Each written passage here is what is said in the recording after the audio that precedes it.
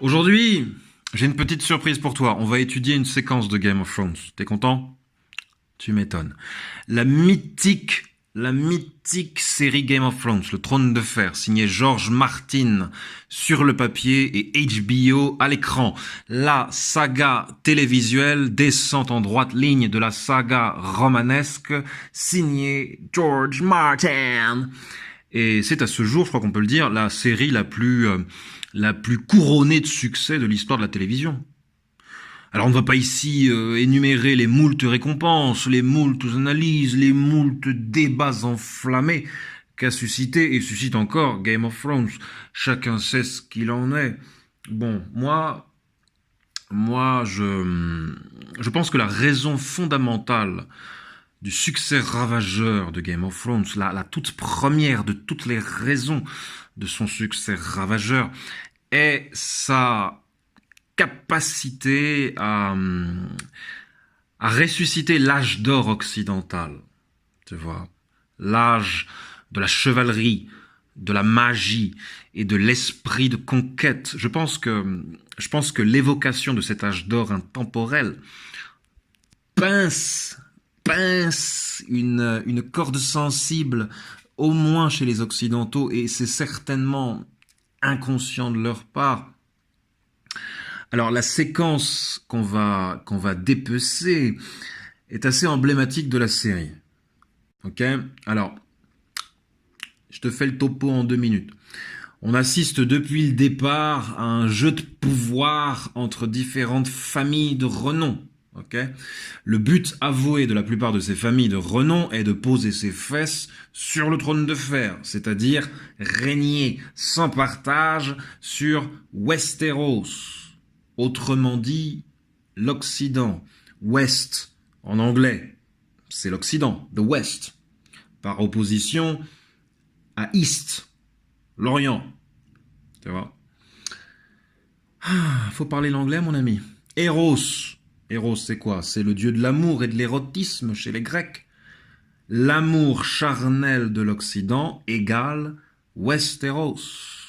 Donc, celui qui s'assoit sur le trône de fer est plus qu'un patriote, c'est un pan-européen, tu vois, un Européen tout entier, férocement amoureux de l'Occident, sa patrie. Ça n'est pas dit comme ça dans la série, hein. Mets-toi bien ça dans la tête, c'est fantasmé. La série est un fantasme, un monde parallèle au nôtre. Il faut savoir lire entre les lignes du bouquin et les plans de la série. Bon. But who are you? The proud Lord says, and I must bow so low. Only a cat of a different color.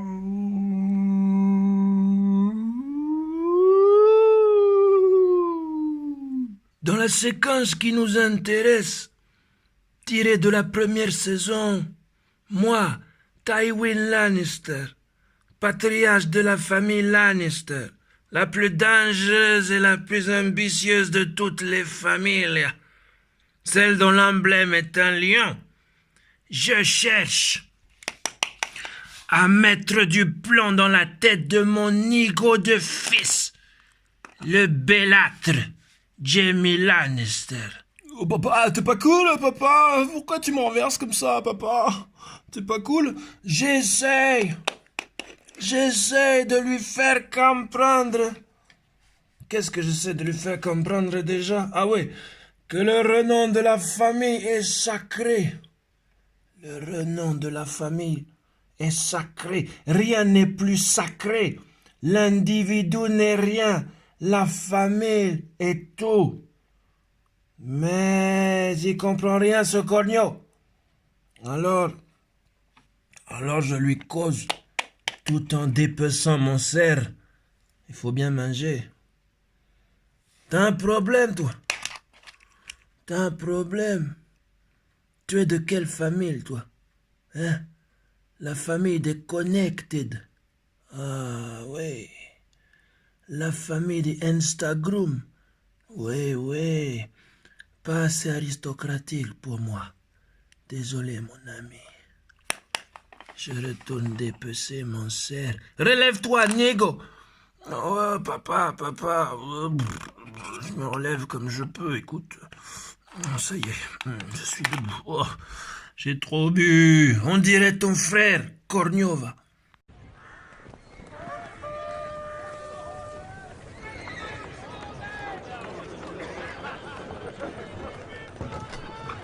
Summoned to court to answer for the crimes of your bannerman, Gregor Clegane, the Mountain.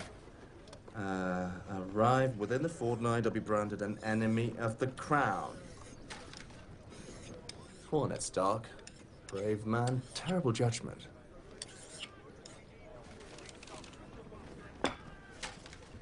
Attacking him was stupid.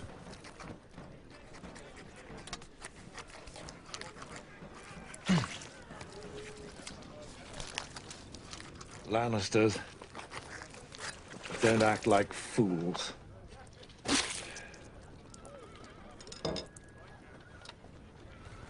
You gonna say something clever? Go on, say something clever. Catelyn Stark took my brother. Why is he still alive? Tyrion? Ned Stark. One of our men interfered. Speared him through the leg before I could finish him. Why is he still alive? It wouldn't have been clean. Clean. You spend too much time worrying about what other people think of you. I could care less what anyone thinks of me. You know, that's what you want people to think of you. It's the truth. When you hear them whispering Kingslayer behind your back, doesn't it bother you? Of course it bothers me. A lion doesn't concern himself with the opinions of the sheep. I suppose I should be grateful that your vanity got in the way of your recklessness. I'm giving you half of our forces, 30,000 men. We'll bring them to Catelyn Stark's girlhood home and remind her that Lannisters pay their debts. I didn't realize you placed such a high value on my brother's life. He's a Lannister. Might be the lowest of the Lannisters, but he's one of us. And every day that he remains a prisoner, the less our name commands respect. So the Lion does concern himself with the opinions of... No, that's not an opinion, it's a fact. If another house can seize one of our own and hold him captive with impunity, we are no longer a house to be feared. Et là, Jaime Lannister ici présent se dit « Merde, je savais que j'aurais dû être vegan. » Et pourtant la haute venaison donne envie. Oh là là, j'ai jamais bouffé du cerf, mais avec un peu de sauce soja, ça devrait couler tout seul. Bon, le papa de ce garçon est très fâché contre lui. Tu l'as noté, il est très fâché contre lui parce qu'il le trouve inefficace et vain. Ce sont les Lannister, père et fils, Coco. Le papa, Tywin, patriarche absolu du clan Lannister, n'a qu'une idée en tête, faire de son nom un objet de vénération et d'effroi. Il a longtemps été l'équivalent du Premier ministre, si tu veux. La main, ce qu'on appelle la main dans Game of Thrones, le Premier ministre, la main du roi. Son fils, Jaime, que voici, a assassiné l'ancien roi. Et la sœur de Jaime, Cersei, a épousé le nouveau roi. Quel que soit le monarque en place, les Lannister sont dans la place, toujours au plus près du trône. Alors, me diras-tu, pourquoi papa Tywin est-il fâché ? En somme, il est fâché parce que Jaime a commencé quelque chose qu'il n'a pas fini. Il s'est permis d'assaillir le nouveau Premier ministre et plutôt que de le tuer en bonne et due forme, il l'a laissé s'échapper pour des raisons morales. Tywin ne voulait pas d'une attaque aussi frontale sur la personne du Premier ministre, mais si tu veux, quitte à s'engager sur cette voie, autant aller jusqu'au bout. Il le dit plus haut, en éviscérant le cerf, tu sais, il dit « Les Lannister ne peuvent pas se comporter en imbéciles. » Se comporter en imbécile revient à saloper le travail, à ne pas aller au bout du geste. Se comporter en imbécile revient à respecter l'opinion des chèvres quand on est un lion. L'animal totémique des Lannister est le lion. Donc, il est fâché, papa Tywin, on peut le comprendre. Hein? Parce que son fils se comporte en imbécile. Il n'a pas assimilé le code de conduite du père. Il y a autre chose, mon ami. Il y a autre chose. Tywin a un deuxième fils, Tyrion. Tyrion, c'est le personnage le plus rusé, le plus clairvoyant et le plus attachant de toute la série. Sauf que Tywin ne l'aime pas. Il n'aime pas son deuxième fils. Non, pire, il le méprise. Il méprise Tyrion parce que Tyrion est un nain, qu'il n'est pas taillé pour la chevalerie et qu'il est débauché. En fait, il enchaîne les prostituées et les nuits d'ivresse, Tyrion. Il bafoue le code de conduite du père. Et pourtant, c'est là que ça devient intéressant, et pourtant, Tywin compte l'arracher aux mains de ses kidnappeurs. Et oui, Tyrion a été kidnappé par la femme du nouveau Premier ministre, elle et ses hommes. Tywin méprise son deuxième fils, mais ce deuxième fils reste un Lannister. C'est ce qu'il dit à Jaime. La famille d'abord. La famille toujours. En fait, pour Tywin, si Tyrion reste prisonnier de la femme du nouveau Premier ministre, les Lannister ne sont plus à craindre. Ils se laissent gifler en toute impunité. Et ça, Coco, c'est pas possible. Your mother's dead. Before long I'll be dead. And you. And your brother. And your sister. And all of her children. All of us dead. All of us rotting in the ground. It's the family name that lives on. It's all that lives on. Not your personal glory, not your honor, but family. Do you understand?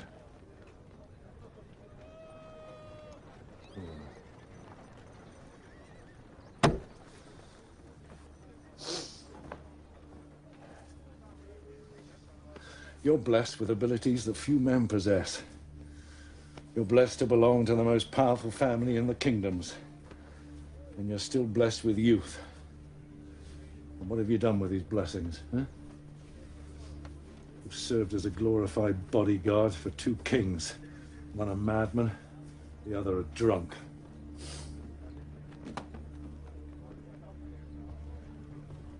The future of our family will be determined in these next few months. We could establish a dynasty that will last 1,000 years. Or we could collapse into nothing, as the Targaryens did. I need you to become the man you were always meant to be. Not next year, not tomorrow. Quel acteur, quel satané acteur, Coco Cocotte. Je te présente Charles Dance, un lion parmi les lions de l'art dramatique anglais, un vrai fauve, la diction, le rythme, l'autorité en un tournement. Badass, mauvais cul, Charles Dance. Alors, plusieurs choses dans ce morceau de choix. 1. Le cerf, le pauvre animal sur la table, violet dans tous les sens, est le symbole du roi, l'animal totémique du roi. Et ce roi, Robert, de son prénom, va effectivement trouver la mort. Un Lannister pur jus, prendra sa place sur le trône. C'est pas Jaime, c'est pas Tyrion, c'est pas Cersei, mais c'est un Lannister pur jus. Tu sais de qui je parle, et si tu ne sais pas, fouille. Donc, le dépeçage du cerf est métaphysiquement connecté à la mort du roi Robert et à l'avènement d'un roi Lannister. Ils vont le faire, les sagouins. Ils vont monter tout là-haut, ils vont poser le croupion tout là-haut. 2.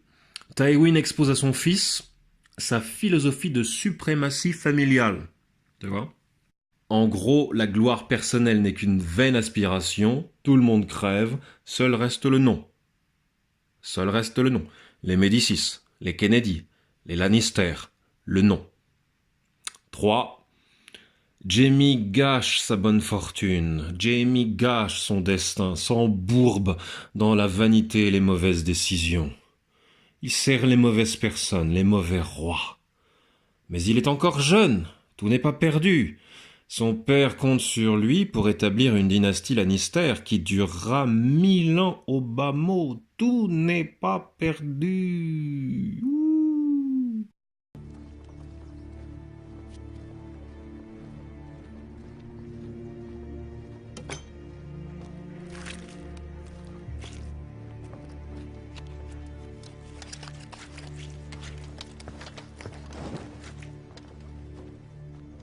Tywin. Tywin, c'est un mec qui se décarcasse. Regarde-le avec sa patte de cerf sur l'épaule. C'est l'homme qui se retrousse les manches. Contrairement à Jaime. Contrairement à Jaime, dont l'épée reste au fourreau tout le temps de la séquence. T'as vu ça? On peut y voir, à mon sens, on peut y voir un symbole d'impuissance virile, de débandade, si j'ose dire. Alors que Tywin le père, lui, il s'expose dans toute sa cruauté virile. Tu vois. En fait, Jaime, c'est un millénial. C'est un millénial, Jaime. Un gosse d'aujourd'hui. Un peu tiède, un peu indécis, un peu scrupuleux. Alors, attends, j'ai pas fini. Le personnage va beaucoup évoluer. Et l'acteur que tu vois là, l'acteur Nikolai Coster-Waldau, l'acteur qui joue Jaime, le joue très finement tout du long, très finement. Mais dans cette séquence, c'est un millénial. C'est tout. Son père est un prédateur à l'ancienne, calculateur, sans pitié. C'est l'âge d'or de la chevalerie, c'est l'esprit de conquête dont je te parlais, c'est le soleil noir, c'est le cœur de Game of Thrones. Sans cette famille-là, la série n'a pas de sens. Voici venir le temps des Lannister. Et je regarde ce qu'il y a tout droit sur ma poitrine. C'est le lion, mon ami. Pour rugir de plaisir. Alors c'est pas le lion, c'est pas un lion celtique, c'est pas un lion européen, c'est un lion Rasta, voilà, qui s'est auto-convié à la fête. Voilà, puisqu'il est question de lion à travers cette noble famille qui est la famille Lannister. Le lion Rasta est là aussi pour donner son avis. Tu donnes ton avis, hein? Tu restes pas muet, hein? Bon, sinon tu sors. Voilà. Il faut savoir lui parler, tu sais. C'est un long travail de dressage. 32 ans de dressage, ça donne ça. Bon. Pourquoi le trône de fer? Pourquoi cet extrait? Pourquoi cette focalisation sur la famille et l'obsession dynastique? Pourquoi? T'as le droit de me poser des questions, je veux dire. On va négocier la réponse tous les deux. Je suis là pour ça, moi. Je suis dans la négociation. Ok, le négoce. Bon. Le négoce intellectuel. Ça se fait bien entre toi et moi. Alors, en fait, je réfléchissais à la façon dont la famille se disloque de nos jours. À la façon dont chaque membre d'une même famille va vivre sa propre vie, fonder son propre foyer, confier ses vieux aux maisons de retraite, et tutti quanti, quoi. Les traditions se désagrègent, les codes de conduite, les vertus se désagrègent. En fait, c'est comme si à chaque nouvelle génération qui arrive, on s'éloignait toujours un peu plus du tronc commun, quoi. Tu vois? C'est un petit peu ce qui se passe finalement au fil du temps. Si tu prends la famille Lannister, par exemple, un exemple qui me vient, je ne sais trop d'où. C'est pour que tu comprennes en fait, c'est tout. Si tu prends la famille Lannister, Tywin en est la base. Tywin en est le tronc commun, il en est la puissance incarnée. Sauf qu'après lui, après Tywin, tout part à la dérive. Le représentant, tiens-toi bien, le représentant de la dernière génération Lannister se suicide. Ça arrive.